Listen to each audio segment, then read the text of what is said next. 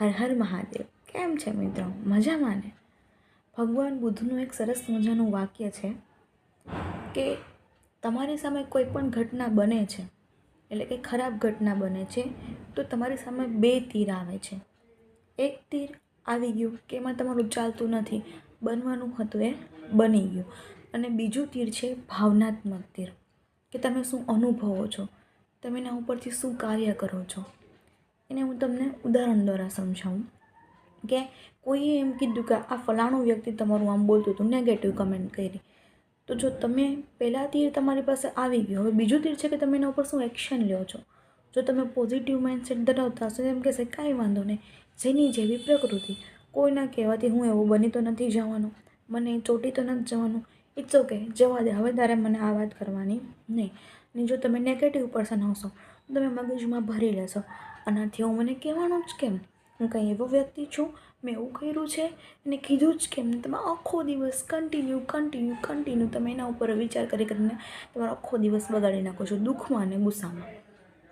એટલે બે તીર આપણી સમક્ષ આવે છે. પહેલાં તીરમાં આપણો કોઈ બસ નથી ચાલતો, પણ બીજું તીર એ આપણા માઇન્ડસેટ ઉપર આધાર રાખે છે.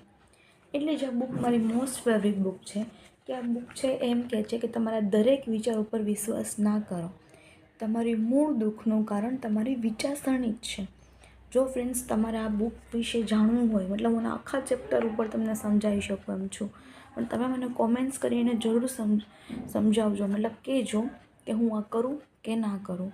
કેમ કે આ મારી પર્સનલી બહુ ફેવરિટ બુક છે, અને ખરેખર આ બુકમાં જો તમે સમજી શકો આ બુકના દરેકે દરેક ચેપ્ટર, તો મારું પ્રોમિસ છે તમને કે તમારો જોવાનો નજરિયો આખો બદલી જશે. તમારી લાઈફ પહેલાં કરતાં બહુ ઇઝી અને બહુ બેસ્ટ થઈ જશે. વાતે વાતે તમે જે દુઃખી થઈ જતા હતા, સેન્સિટિવ હતા, ઇમોશનલ હતા, એમાં ઘણો બધો ફેર આવી જશે, આઈ પ્રોમિસ. પણ મિત્રો, તમારે મને કમેન્ટ કરીને જણાવવું પડશે કે તમારી ઈચ્છા છે કે નહીં.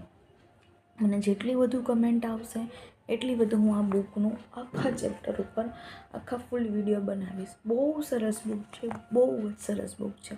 પર્સનલી મારી ફેવરિટ બુક છે, એટલે હું તમને કહું છું. બાકી તમારી ઈચ્છા, જેમ તમે કેમ. હર હર મહાદેવ. Thank you.